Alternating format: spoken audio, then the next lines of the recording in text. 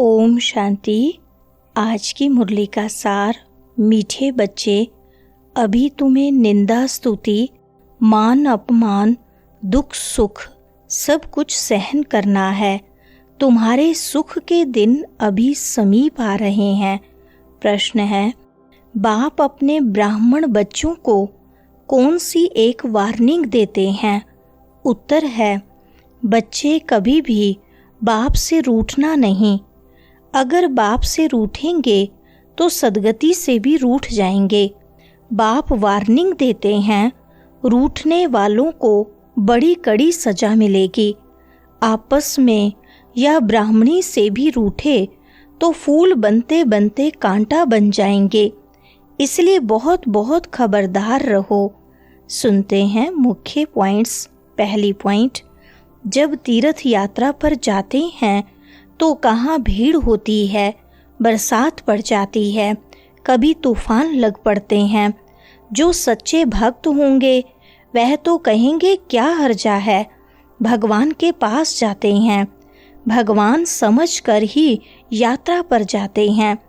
तो जो अच्छे मजबूत होते हैं वह तो कहते हैं हर्जा नहीं, अच्छे काम में हमेशा विघ्न पड़ते हैं, वापस लौट कर थोड़ी जाएंगे। कोई कोई तो लौट भी जाते हैं, कभी विघ्न पड़ते हैं, कभी नहीं भी पड़ते हैं। बाप कहते हैं, बच्चे यह भी तुम्हारी यात्रा है। यहाँ बाबा के पास आने से भी कोई ना कोई प्रकार का दुख भासेगा।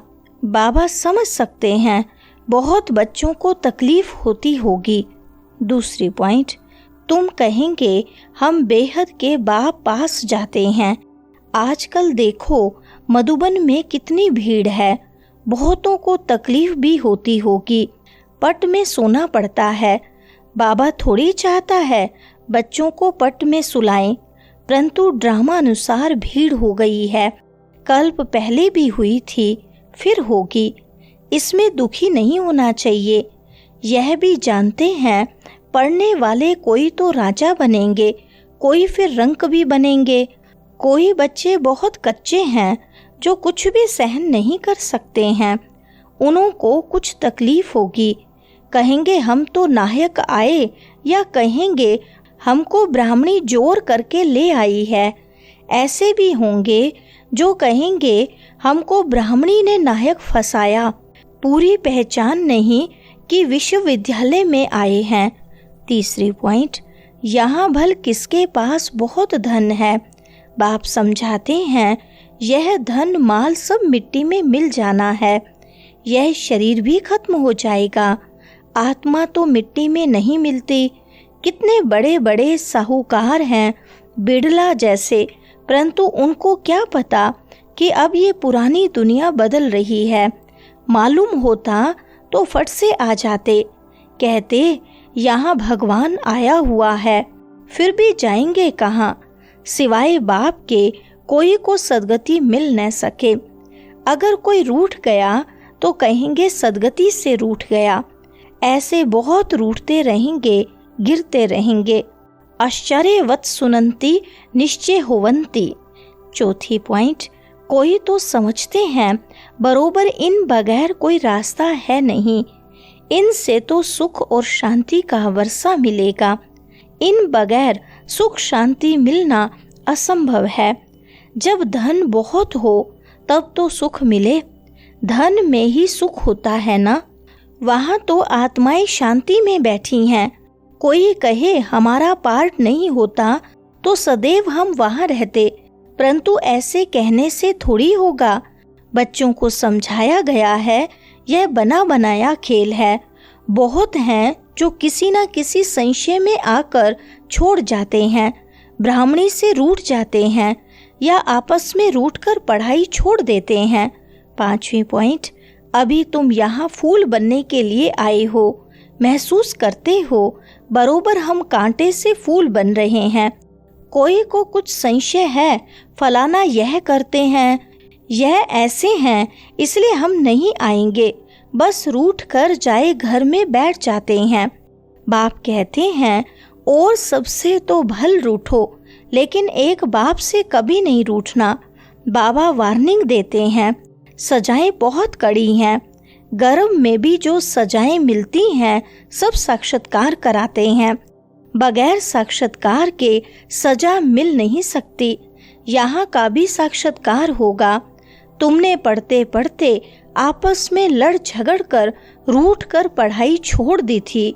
छठी पॉइंट, तुम बच्चे समझते हो हमको फादर से पढ़ना है, पढ़ाई कभी छोड़नी नहीं है। तुम यहाँ पढ़ते ही हो मनुष्य से देवता बनने। ऐसे ऊंचते ऊंच बाप के पास तुम मिलने आते हो। कभी जास्ती आ जाते हैं, ड्रामा अनुसार कुछ तकलीफ हो पड़ती है। बच्चों को अनेक तूफान आते हैं, फलानी चीज न मिली, यह नहीं मिला, यह तो कुछ भी नहीं है। जब मौत का समय आएगा तो अज्ञानी मनुष्य कहेंगे हमने क्या गुनाह किया है। नायक जो हमें मारते हैं उस पिछाड़ी के पार्ट को ही कहा जाता है खूने नायक पार्ट। 7वीं पॉइंट, बहुत बच्चियां हैं जो कुछ भी समझती नहीं, भक्ति मार्ग के हिरे हुए हैं, ज्ञान बुद्धि में बैठ न सके, भक्ति की आदत पड़ी हुई है। कहते हैं भगवान क्या नहीं कर सकता, मरे हुए को जिंदा कर सकते हैं। बाबा के पास आते हैं, कहते हैं फलाने मनुष्य ने मरे हुए को जगाया, तो क्या भगवान नहीं कर सकता है? कोई ने अच्छा काम किया तो बस उसकी महिमा करने लग पड़ते हैं, फिर उनके हजारों फॉलोअर्स बन जाएंगे। तुम्हारे पास तो बहुत थोड़े आते हैं। भगवान पढ़ाते हैं, फिर इतने थोड़े क्यों? ऐसे बहुत कहते हैं, अरे यहाँ तो मरना होता है, वहाँ तो कनरस है। 8वीं पॉइंट, सवदर्शन चक्र फिराते रहो। इतना याद किया तो भी स्वर्ग में जरूर आएंगे। स्वर्ग में ऊंच पद तो पुरुषार्थ के अनुसार ही मिलेगा। प्रजा बनानी पड़े, नहीं तो राजाई किस पर करेंगे। जो बहुत मेहनत करते हैं ऊंच पद भी वही पाएंगे। ऊंच पद के लिए ही कितना माथा मारते हैं। पुरुषार्थ बगैर कोई रह नहीं सकता। अभी तुम बाप के पास आए हो, जानते हो मीठा बाबा इतना ऊंच से ऊंच ले जाते हैं, उनको कौन भूलेंगे। भल कहाँ भी बाहर जाओ, सिर्फ एक बात याद रखो, बाप को याद करो।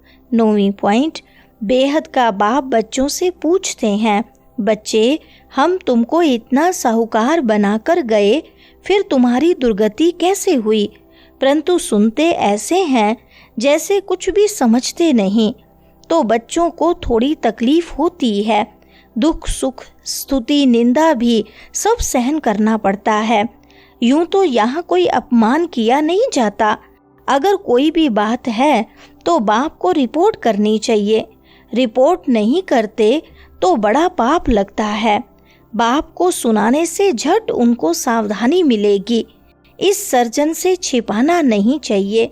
10वीं पॉइंट, बाप कहते हैं मैं कालों का काल हूँ। एक धर्म की स्थापना और बाकी सभी धर्मों का विनाश हो जाएगा, अर्थात इस ज्ञान यज्ञ में स्वाहा हो जाएंगे। फिर न कोई लड़ाई लगेगी, न यज्ञ रचा जाएगा।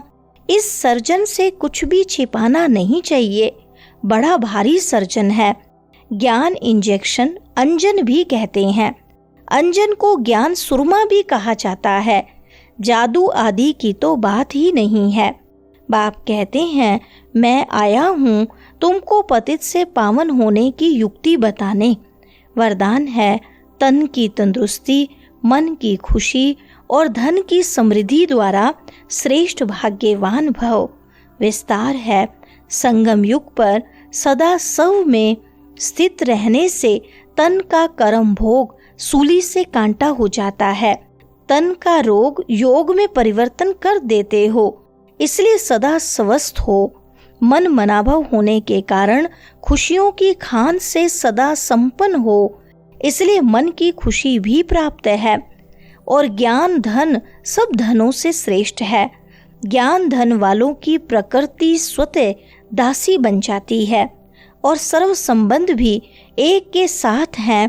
संपर्क भी होली हंसों से है, इसलिए श्रेष्ठ भाग्यवान का वरदान स्वतः प्राप्त है। स्लोगन है, याद और सेवा दोनों का बैलेंस ही डबल लोक है। अच्छा, ओम शांति।